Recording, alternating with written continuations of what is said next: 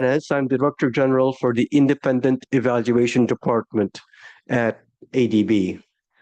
This is a very important session for us in that department because our job is to evaluate whether or not the ADB is accomplishing what it said it was going to do. If we were a commercial bank, you wouldn't need my department because the shareholders, of course, know what they want out of that bank. But in development banks, evaluation department is necessary because we're promising not a financial return alone, but of course, much more downstream issues of development, poverty reduction, and in fact, environmental good and everything else. So that thought process and the logic chain from what the bank finances to the outcomes that it promises is a lot longer, and many assumptions need to be made. And we do the double checking, if you like, of those assumptions. So that's why it's so important for us to interact with you, civil society, because ultimately, the stakeholder we're most interested in are the beneficiaries. And you, of course, represent many of them. And it's very important for us to hear from you. I guess we're going to be dividing up our session into two parts. The first part is to talk about one of the major thematic evaluations that we've just done on gender. And this session follows on the engagement that many of you were involved in just in the previous session, talking to our gender group of what their plans are. And I think they may have referred to the fact that some of the initiatives that they're planning were responding to some of the findings that our team presented on gender. And we're very lucky to have a couple of my colleagues who did that report, Nash Badiri and Owen Malloy, who will be online with us to make a brief presentation and answer any questions that you might have. And then after that, I'll brief you a little bit on the rest of the work program of the independent evaluation, including a very important evaluation that we're planning on how the ADB is engaging with civil society, and that you will be very important respondents in that regard. So with that, Saleha, we could turn it over to our colleagues online from Manila who have kindly stayed after work to have the pleasure of speaking with you.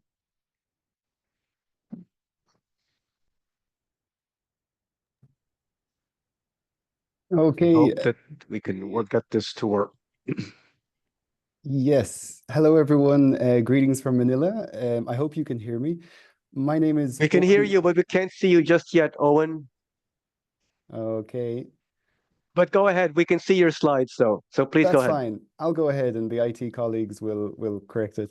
So my name is Owen Malloy. I'm a senior evaluation specialist with IED. And together with my colleague Nash Badiri, we co-led this evaluation of ADB's support for accelerating progress in gender equality, covering the period 2016 to 2023.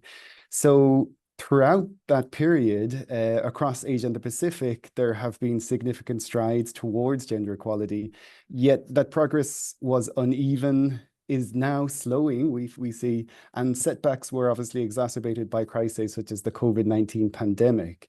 The other issue framing the context for this evaluation was that, achieving Sustainable Development Goal 5, gender equality for all, would require a shift towards more transformative approaches that tackle the root causes of inequality and address discriminatory social norms. So it was in this context that ADB and IED, the Independent Evaluation Department, we assessed ADB's positioning to deliver effective and potentially transformative support for accelerating progress in gender equality in Asia and the Pacific.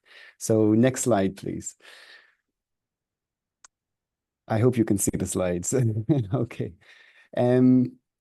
Well, First, we were planning to give you just a brief overview of ADB's gender architecture. Many of you may be aware of this, but just again, so everyone is up to speed, gender is a cross-cutting priority for ADB. It goes across all sectors and financing modalities, and there is an emphasis on gender mainstreaming through a project categorization system, but also through having dedicated gender expertise within the bank. Now, beyond mainstreaming, some concessional finance countries have access to grant funding through the Asian Development Fund's thematic pool to support flagship gender initiatives. Now, on the slide, you'll see this is how ADB frames 5 sort of pillars of focus in its operational priority. That helped kind of provide a framework for the evaluation as well.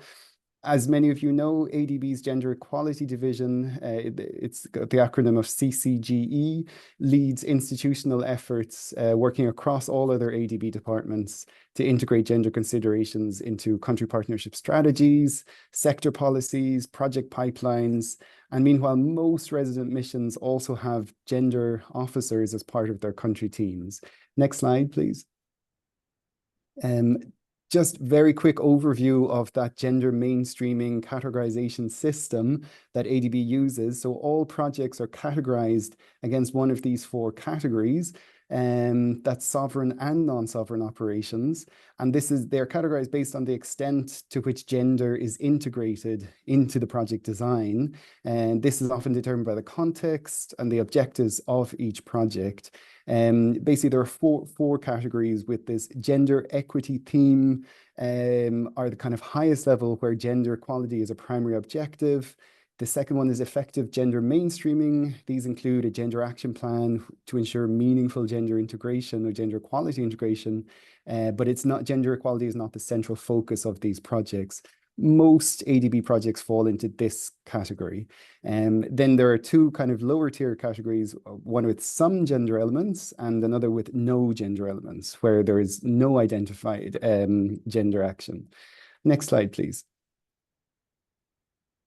Okay, with that framing of the context, and please, you can go next slide again. Let's jump into what the evaluation found. Okay, so starting at the high sort of gender policy framework level, here the evaluation found that while ADB's 1998 Gender and Development Policy, which still stands, provided a foundation for ADB's gender equality efforts, the policy has now become outdated, with its emphasis on gender mainstreaming as an end in itself, and its primary focus on women without recognizing more intersectional perspectives or indeed gender diversity. Conversely, the more recent operational plan for ADB Strategy 2030, called Operational Priority 2, Accelerating Progress in Gender Equality, was found to be a relevant and up-to-date strategy document, closely aligned with SDG 5, and it introduced the concept of intersectionality and the ambitious transformative gender agenda. Although this document was less clear on how those concepts would be operationalized.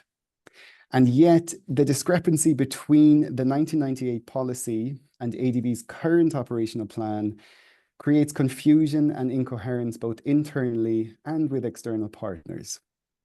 Next slide, please. Okay. So if we look at gender mainstreaming achievements and challenges, well, firstly, the evaluation noted that ADB was an early leader among multilateral development banks, having built a deeply institutionalized system for integrating gender objectives into projects and achieving near 100% gender mainstreaming across its operations, far exceeding corporate results frame targets.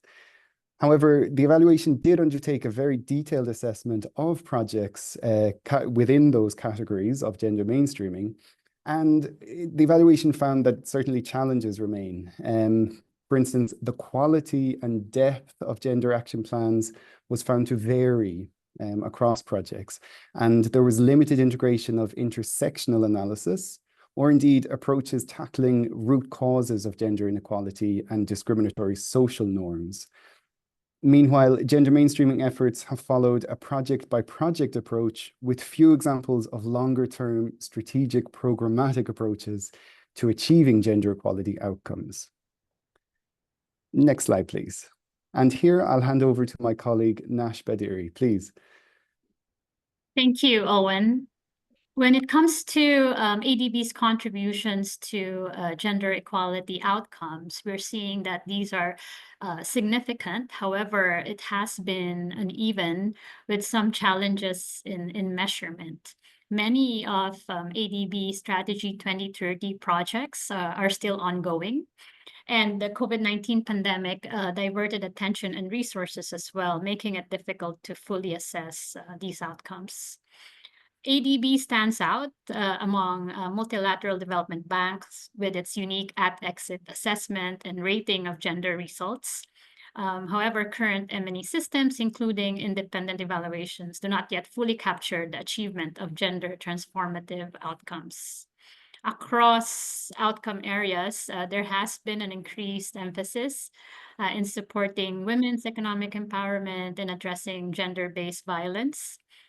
Infrastructure projects have likely reduced women's time poverty, but often such contributions are not measured. Contributions to enhancing women's leadership and decision-making remain limited, constrained by entrenched gender norms. There has been modest gains in enhancing women's resilience to external shocks, with initial progress in incorporating gender considerations into climate resilience efforts. Overall, while ADB has demonstrated its commitment to advancing gender equality, there are some gaps in achieving gender transformative outcomes. Next slide, please. ADB's gender expertise has been well regarded, but there are some institutional challenges that persist. Despite staffing increases, gender specialists are overstretched, particularly in ADB resident missions. There is constrained funding as well for gender transformative initiatives, which Owen has mentioned earlier on. Training on transformative approaches and intersectionality is limited, resulting in uneven knowledge and inconsistent application of some gender concepts as well. As mentioned, M&E systems have not been able to fully capture gender equality outcomes or transformative change. While the new operating model provides opportunities to better distribute gender expertise across ADB regional departments, it may also risk disconnecting gender expertise from operational teams. Next slide, please. And now let's discuss IED's recommendations. Next slide. The first recommendation concerns modernizing ADB's gender and development policy. And here we're recommending that the new policy should articulate high-level principles aligned with international standards, focusing on contemporary issues like intersectionality and transformative change. Recommendation 2 calls for a revision of the gender mainstreaming categorization system, which you've probably seen earlier on is ongoing. And this includes raising the bar for qualifying criteria, distinguishing between direct and indirect gender benefits, as well as incentivizing meaningful transformative efforts. Recommendation 3 suggests adopting a programmatic approach to higher level and longer term gender equality outcomes by more comprehensively framing gender equality objectives in country and sector level strategies. This requires leveraging country partnership strategies of ADB for coordinated approaches. The next slide, please. The fourth recommendation calls for strengthening ADB's monitoring and evaluation systems for gender equality, moving beyond quantitative metrics to measure meaningful qualitative changes, and integrating these findings from impact evaluations to inform future gender actions. And lastly, recommendation 5 calls for ADB to invest in training and capacity development to ensure that operations and ADB country staff have sufficient skills in gender analysis and mainstreaming. That ends our presentation. Thank you very much.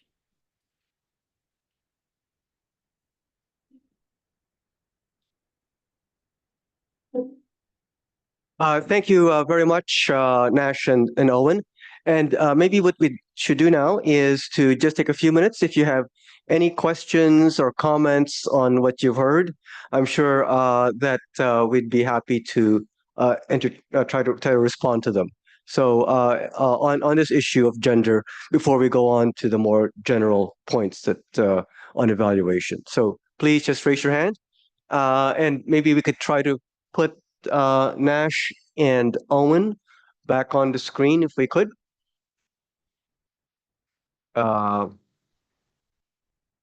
Okay. Any who'd like to ask any questions or make any comments on the report?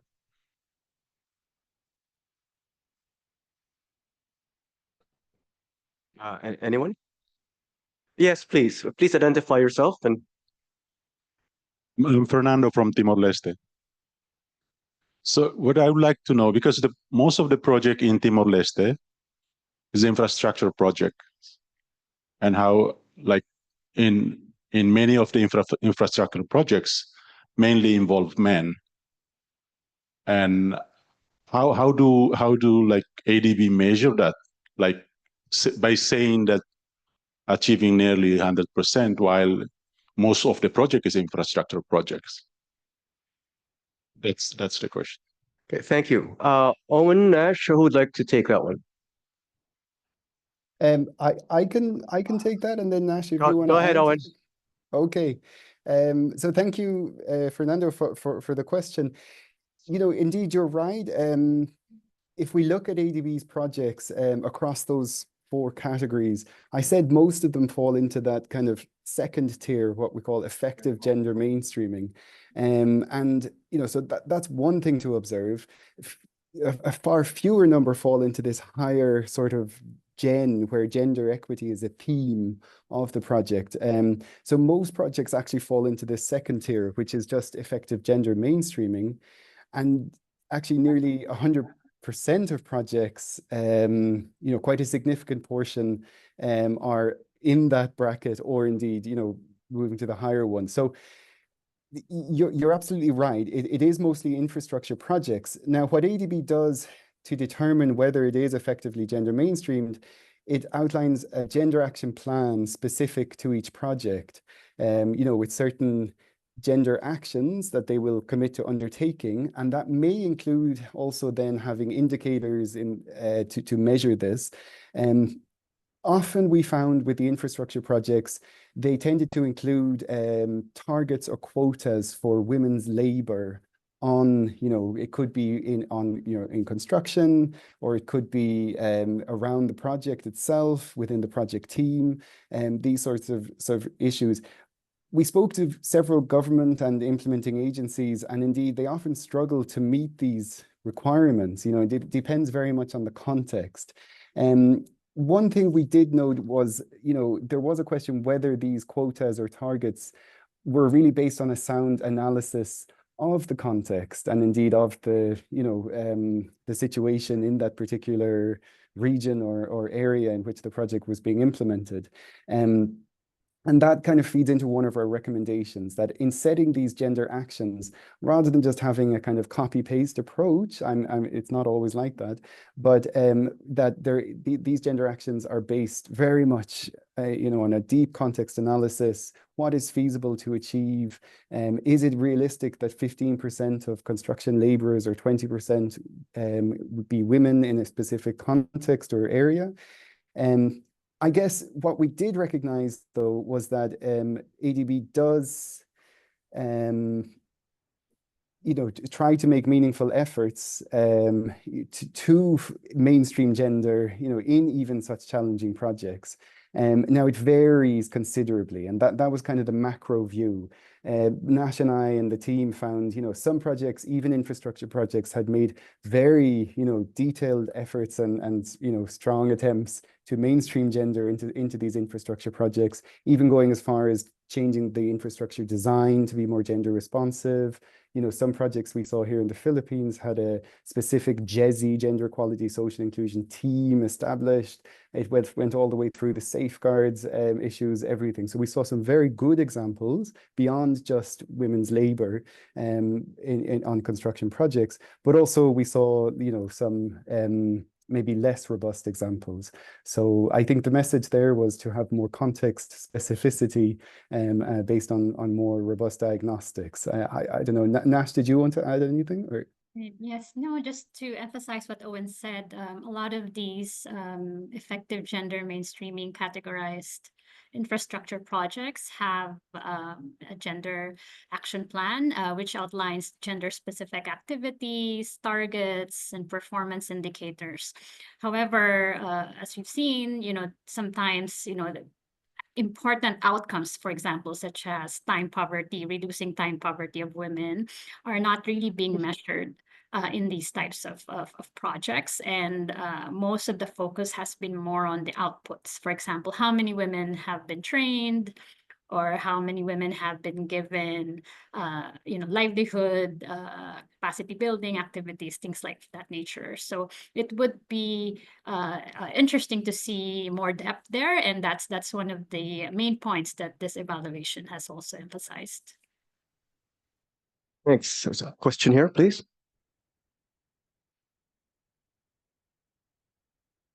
Thank you so much for the presentation. My name is Midnight from Thailand. I work for an organization called APCOM. We work on health, rights, and well-being of people of diverse sexual orientation, gender identity, expression, and sex characteristics. The question is really about the mainstreaming, gender mainstreaming. There's still 15 countries in our region in Asia Pacific that still criminalize these same-sex behaviors. So within the evaluation, how have you been able to really reach out to the lesbian, bi, trans, and queer communities for these more vulnerable populations? Thank you. Thank you. Owen, Nash? Sure, yeah, and hello, Midnight, good to hear from you. So the evaluation was very aware of this entering, you know, as we launched the evaluation. You know, in fact, this even just starting at the top, you know, the definition of gender at ADB and how certain policies lay out, you know, how gender is defined was already a kind of issue that emerged very early on. And, you know, here the evaluation, you know, we do recognize you know, how this was an issue that was discussed. So what I can say is we did engage with different civil society organizations at multiple levels.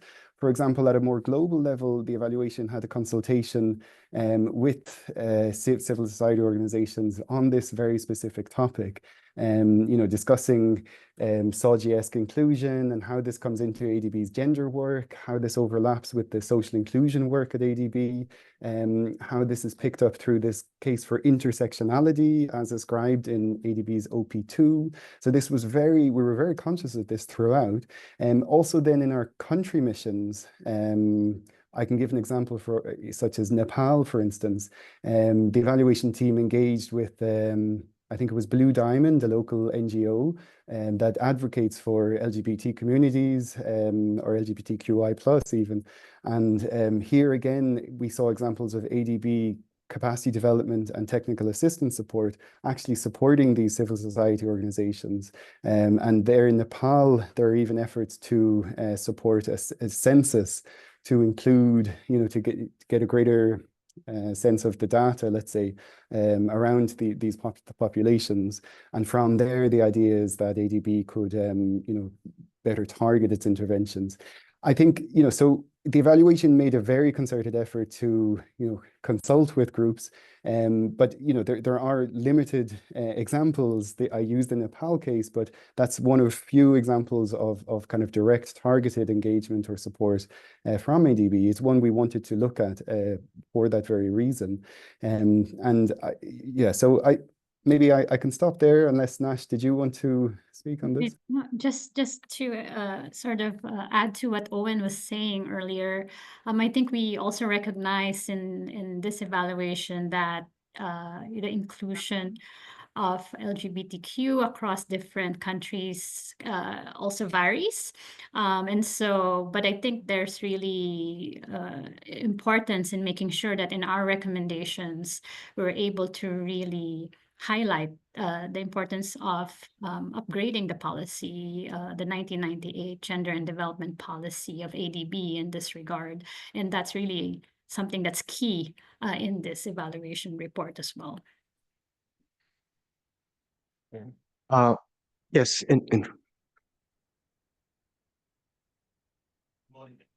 My name is Indranada. I'm the director of the Independent Office of Evaluation of IFAD. We've just completed a similar evaluation and congratulate you on a very robust evaluation with findings. One of the issues, and as you've sort of answered it, is going beyond the numbers. What we have found in our evaluations across the portfolio, the numbers are met, but when you go deeper, there's no real empowerment. And that remains a challenge. Any thoughts on how to monitor that aspect? Thank you. Nash, Owen? Right, thank you. Yes, I think that's been a challenge across MDBs and institutions such as IFAD as well, and really the recommendation that we have here is really to strengthen M&E systems, moving beyond the quantitative metrics, right? And really looking at meaningful changes so that we can really measure whether there has been transformative change when it comes to gender in the countries that we work in. And really that takes a lot of effort as well. We know sometimes data may not be available. And so this should be thoughtfully integrated into projects and not just measuring quantitative outputs, but also outcomes, and also looking at whether we could integrate more qualitative measurement as well in our projects. Owen, I wonder if you wanted to add. I can briefly, and hello, Indra, nice to hear from you again. I will say that, I think both, the IFAD evaluation and the ADB evaluation, we did uncover similar issues. And indeed, this thing of, going beyond the numbers, we were very aware that this, very high level of gender mainstreaming that ADB was reporting, we wanted to look, what's the reality behind that, and that question of depth and quality. And here, similar to what was found at IFAD, well, one issue actually where ADB could learn from IFAD is clarifying, definitions. So firstly, what does empowerment mean? What does effective gender mainstreaming mean? Or indeed, what does transformative mean? And here, that we, did it kind of gauged staff's knowledge across the bank of, some of these terms. We found this varying level of understanding. And so indeed, if ADB is reporting something as being effective gender mainstreaming, or even going so far as to say something is transformative, I think there needs to be sort of a strict, line drawn as to what is or what is not empowerment, what is not transformative. Now, that was actually one of our recommendations, that we kind of raised the bar in terms of what we are calling effective gender mainstreaming. Clearly, if, nearly 100% of projects are apparently effectively mainstreaming gender, then we would expect to see strong outcomes at country level. But, so what ADB has committed to do is to kind of tighten the definitions for those categories. As a result, we hope, we expect to see a drop in that share, and they're setting new targets, a sort of revised baseline.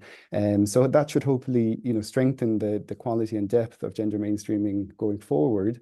But this issue of, moving beyond participation as well, often just, as Nash alluded to, you said earlier about just attending trainings, but really instead getting deeper into like what is economically empowering, what is kind of maybe socially or culturally transformative, depending on the context. Similar issues, but a lot of it traced back to even just definitions and having kind of common understanding across the bank. Okay, thanks. Any other questions on this particular issue?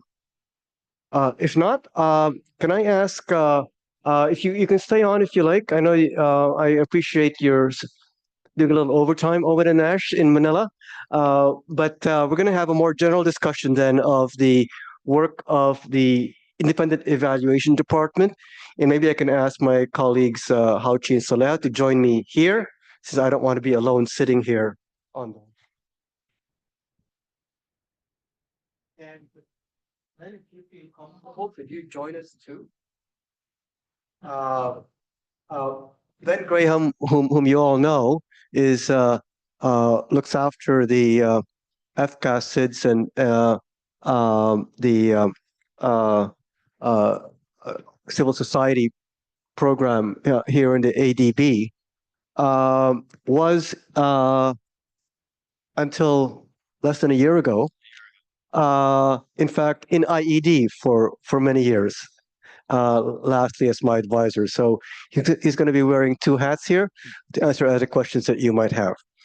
So what we'd like to do is to just engage with you on our work and how to more meaningfully hear from you in a more systematic way about the evaluations that we do. Let me just at the outset stress a couple of things. One is that we are called the Independent Evaluation Department because we do not report to the president of the ADB. We report directly to the shareholders of the ADB, which are the 69 member countries of the ADB. When I was appointed as Director General, nobody in management interviewed me, only the board of directors did. And I have no career interest in staying in the ADB for the simple reason that I have a single 5-year non-renewable term, just to make sure that I have as little conflict of interest as possible in doing my job. And the other thing is, I'd like to note, is that you might ask, what do we evaluate? We can evaluate any activity that ADB does. So at the project level, for example, the ADB completes about 120 odd projects every year, plus another 100 or so non-sovereign TA projects every year. Each of those has a completion report that is a self-assessment by the staff of whether or not they were successful. And our job is to ask a very simple question.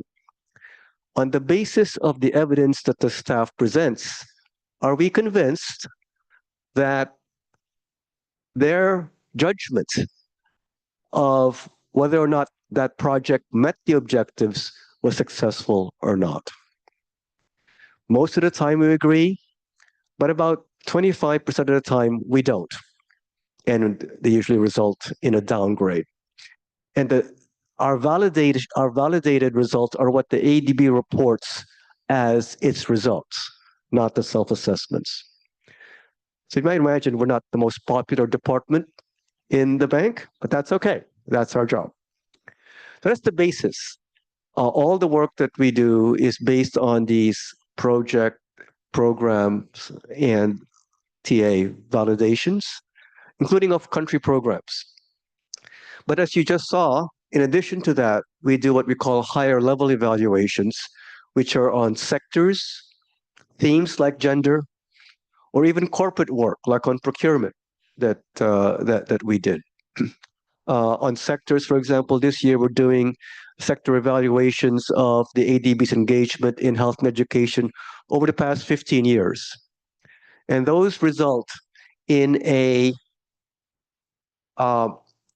engagement with our board of directors where there's a meeting in which we present, the results are discussed with management there in front of the board, and the board committee basically has a discussion on whether or not management agrees, and if they do, what they intend to do about it. Those management actions are in fact followed up, because for all the recommendations to which management agrees, they go into a record called the Management Action Record that we track for at least a 5-year period to see whether or not they've been implemented, to make sure that there is follow-up or not on the recommendations. So that's just a brief overview of what we do. And let me just tell you a little bit about some of the other evaluations that are planned for the future. We'd love to get your views on what other issues you think might be some topics that we should discuss. For example, as I told you, this year we have health and education and livable cities coming up in 2025. Last year, as you saw, we had one on gender and also on some of the regional engagements. We had, in fact, in the first day, how she led several of those evaluations of ADB's regional engagement for South Asia, Central Asia, and GMS, which we summarize in our annual evaluation review. We had a session on that early on Sunday morning. And most importantly for you, perhaps, is that next year in 2026, we will be evaluating ADB's CSO engagement, how it interacts with all of you, and whether or not the objectives that it's set up to do that program are being met. So Ben will be on the hot seat on that, I suppose. But we'd love to know if you have any ideas on how we might go about engaging with you to make sure that I'm sure Ben and I are equally interested in getting the honest feedback because that's the only way that ADB can improve. So with that, let me stop and turn over to you for any questions or comments you might have on the work that IED does. Yes, please.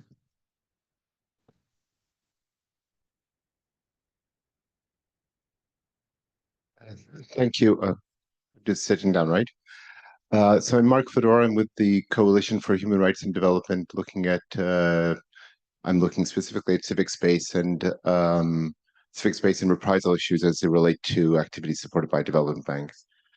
And it's this last topic here, CSO engagement. Just some thoughts on that. One thing that would be interesting to look at is the context. I mean, the civil society context varies greatly in the region, but there are a lot of very restricted spaces. One thing that would be interesting to look at is how is the ADB handling the issue of GONGOs, government organized NGOs, of which there are a few present here, I can say with confidence, unfortunately. The other, but what that means for the engagement with civil society, how is that handled? The other thing is looking at these contexts, these civic space contexts. How has the bank looked to not just do the direct engagement with civil society in these contexts, but meet its goals around the engagement with civil society by engaging with governments on what is being done in these contexts? What kind of dialogues, technical assistance? So going beyond just the actual direct engagement with the civil society, but getting to the next level.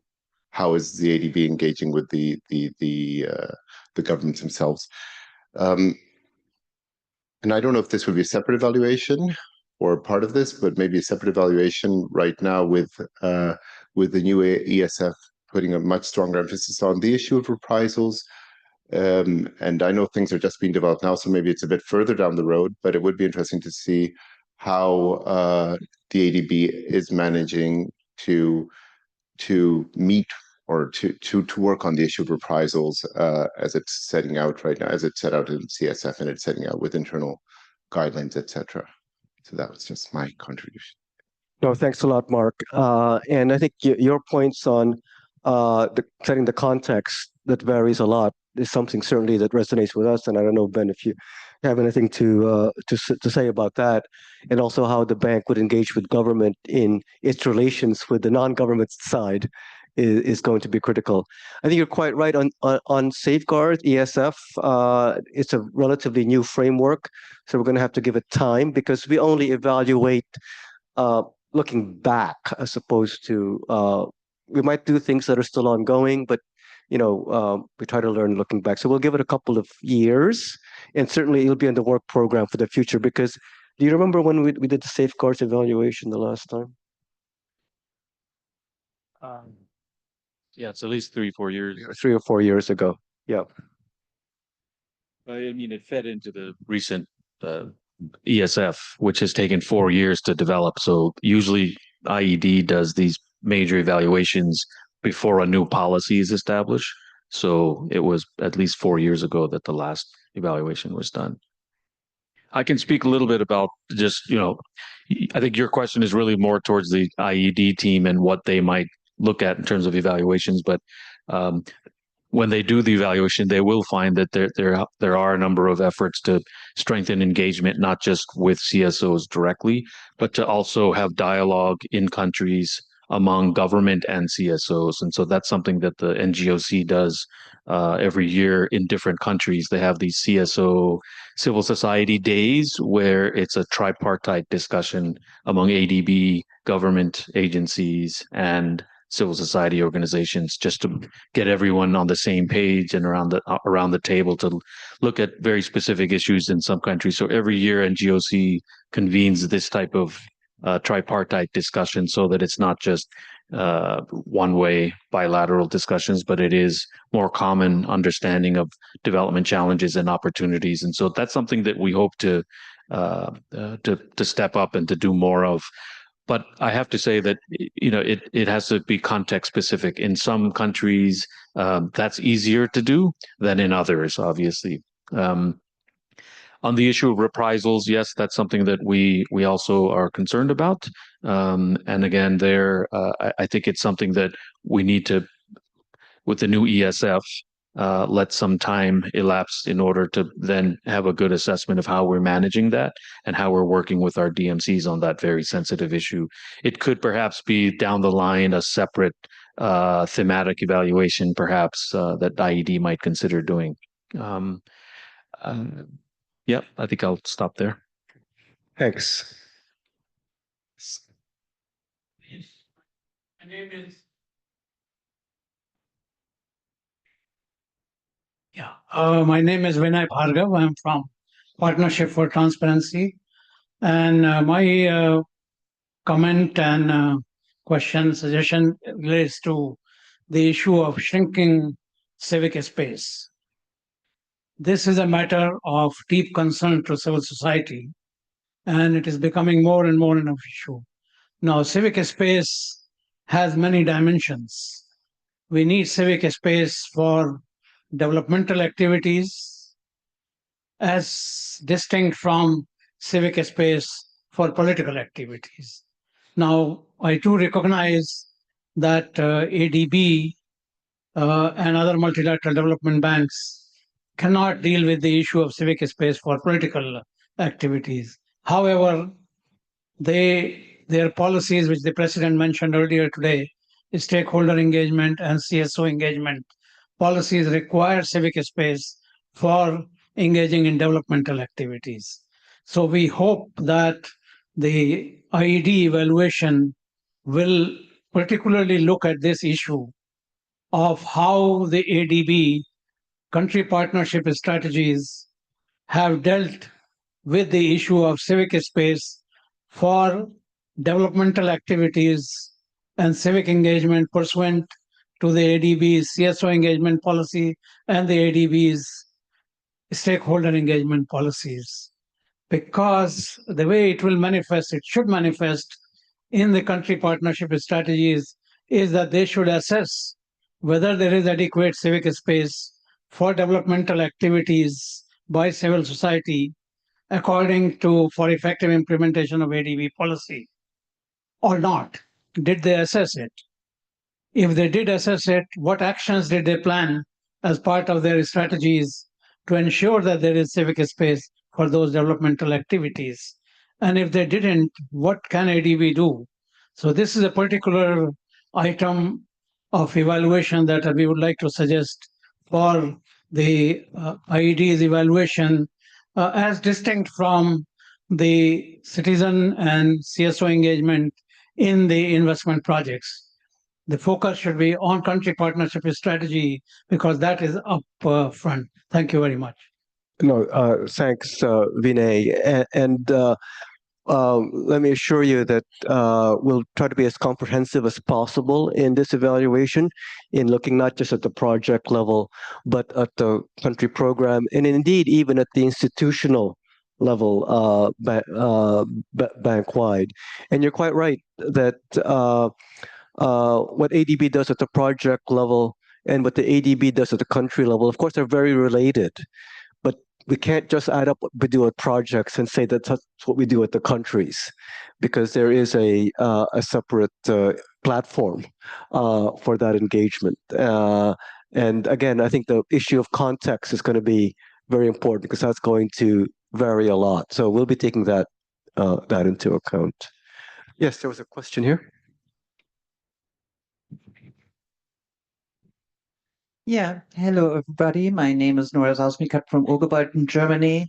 I have perhaps an understanding question on EID's work when you are looking back. And we are engaging with ADB since, I think decades.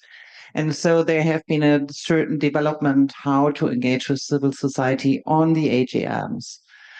And so first question is, if you also look to the changes, for example, in sessions like meeting the president and civil society, how it is handled with the civil society department and the CSOs, how to organize, how to design the meetings, because there have been substantial changes. This is what we recognize over the years and decades. And secondly, what we are concerned a bit is that it's still in a kind of separate space, all the civil society activities and meetings. And so there is not a real exchange, especially on AGMs, between civil society actors and ADB staff or personnel in the panels. So it's still in a kind of isolated, not really exchange space. So this would be interesting to communicate this inside the ADB. What is civil society? How important it is for ADB engagement? So that's the question, if it's also on your agenda to look how it translates into the interaction inside the ADB and civil society. Thanks. No, thanks very much. We haven't decided on the scope of the evaluation yet, because to the extent that the nature of the engagement has changed over time, we'll have to be talking to Ben and his colleagues as to what is the right scope that would make this meaningful, because if it's so long ago, maybe it's not so relevant, but certainly recent changes we will take into account. But Ben, do you have any comments? Yeah, just to say that a couple of things. The timing of this evaluation is quite interesting, because we've just adopted a new civil society approach. And so that's a new approach. And so again, usually you want to have some time after you've adopted a new plan or new policy to see the evidence of what's been done. So I think that might be a complex challenge for IED to address. But it's very clear over the years, you've talked about the fact that you've been coming to these forums for decades. The fact that this session and this dialogue and this program has been running for decades, I think is positive. Not all MDBs have sessions like this, as you know. And so I think ADB stands out as a good model in that way. Of course, we want to think about new ways to make sure that the engagement is more meaningful. And if you look at the new civil society approach, there are 3 pillars. The first pillar is about enhancing engagement at multiple levels, at the policy level, at the country level, at the project level, in processes like this. And so we fully intend to deepen the way we engage and to make more meaningful engagement at all these levels, including how we organize these events. Just after the session with the president, for example, Heidi and I were talking about maybe a more roundtable type of session.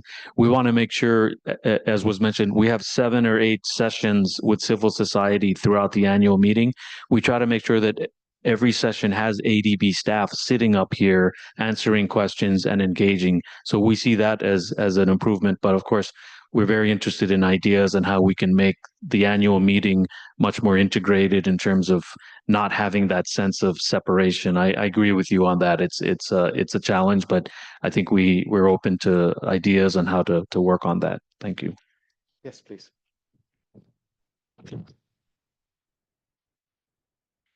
Yes, hi, I'm Marita Luft, also from Urgewald. I have a question on the IED, and because you put forward all those topics that you're working on, and maybe it's a bit cross-cutting, because my question would be, in which way do you choose those topics, and in which way is civil society also included in that, or in which way do you take on suggestions by civil society? Like, could we come forward and say, well, we are, for example, concerned about this area, could you evaluate it? Which would, of course, also be a great tool for us, and also like civil society organizations are often much more aware of which projects might be problematic, and of course, like the accountability mechanism is one, but then an evaluation could be another tool. No, thanks. It's a very important question. In fact, we are now in the process of thinking about our work program, which is a 3-year rolling plan, which will be approved. It's a bit early, I know, but eventually it'll be approved by the board by the end of this year. But we start the process now, and this is really a part of that process for us to get ideas on what are the topics on people's minds. Of course, we have engagements internally as well with our management colleagues about what are the topics that are particularly vexing for them in terms of wanting to learn. And of course, our board of directors, and we'll be having those conversations over the next few weeks, and eventually, then that work program will be finalized in probably around November and approved by the board, and then so we're open to all ideas at this point. Now, in terms of individual projects, as I said, we validate every single project that the ADB does that's been completed. And for a select number, we actually go and do what we call independent evaluations, in which we don't just take the completion report, but we go to the field and actually collect our own data. And there are a few of those. We don't have the resources to do them all, so we do maybe about 10 or 12 every year. We'd also like ideas on what projects that have been completed in the past year might be candidates for such in-depth evaluations. And that said, I think that when we have a 3-year rolling plan, given the way that we conduct our high-level evaluations, next year is pretty well set, because we've started the work already. But in the succeeding 2 years, there's a lot more flexibility as to what those topics are, and we update this every year. So there's a process. This is part of that. We're happy to also entertain any ideas that are brought to us either from you directly or through our country teams. Sorry, just following up on this, because like just what you've been saying, and I mean this opportunity to actually be able to put in suggestions. Could there be another session where it's kind of more widely distributed? Hey, you can come here, and maybe we can have a session online, and everyone can like put in ideas. Because now there's a number of us here, but it's like I feel like it could be distributed wider, and then. This is the session every year that we have to invite ideas. This is why we bring IED and ask them to present what they're doing, but also to seek ideas. But after this session, I mean, of course, you have an opportunity to give your direct feedback to IED on what topics or areas that you think should be evaluated. But I think that's really a question for you, whether you have other sessions or opportunities. Yeah, we don't have the listserv of all the civil society organizations who might be interested. And I guess we could think about a call for both, but Saleha is our communications expert here, and maybe she has some thoughts on this. No. So I wanted to ask ourselves a question, because right now we are still discussing the scope of the civil society engagement evaluation. A question that might answer her question, that in the scope of how ADB engages with civil society, will we see how IED also during its evaluations engage with civil society, or does it come in the ambit of self-evaluation? No, certainly that will be part. I would expect the team to look at how we ourselves are engaging with civil society. Be a self-evaluation. That would be a self-evaluation. You can validate that. For the high level evaluations, the team also engages with civil society on ground. Yeah. It's part, the civil society is part of the stakeholder. So for the major evaluations, engaging with this civil society is part of the process for all the major evaluations that we do.